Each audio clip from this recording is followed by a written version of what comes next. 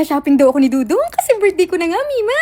Kaya dali-dali akong umawrat, baka siya'y antukin pa. Inaantok pa naman siya tuwing hapon. Baka biglang tamarin, Mima. Chance ko na. Dali-dali ako nagbabad ng Miss yung Intense Whitening Soap 3 minutes every day. Once a day lang ha. Ipapakita ko kay Dudong kung gaano ako kaganda at worth it ang shopping niya. Sana makarami ako, Mima. Dali-dali nga ako nag-coaching from Miss yung Demure Rejuvenating Set para yung pimples kong patabo. Deadball na siya later, Mima. Turbol na ang Louis Vuitton. Aba, syempre nag-foam mask din ako. Para glass skin agad, tas fresh agad. Para namang kintabang malalay, di nag-serum din ako. Niguradong madadagdagan na ako ng Dior net, oh. Sobrang plakado ko na kasi mamaya, Mima.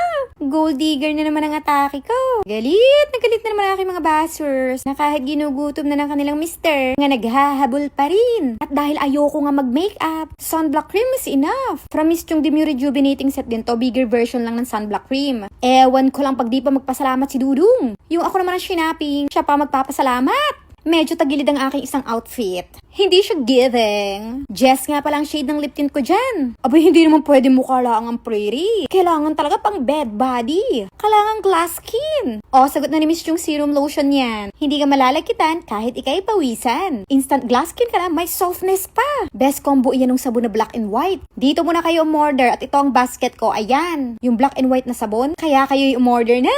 Eto naman sa mga dry face. Miss yung Glow Miss Mima. Para mag-moist-moist yung skin, tas nagdagdag ako ng lip tint. Hindi kasi masyadong nalagyan yung taas. Alin mas bagay, nakalugay Mima, yung ganyang atake ko? Look nyo, pag nakabag, mukha ba akong worth it i-shopping? Pang display na ba ang atake? Or mas okay ba pag nakaipit mukhang mabait?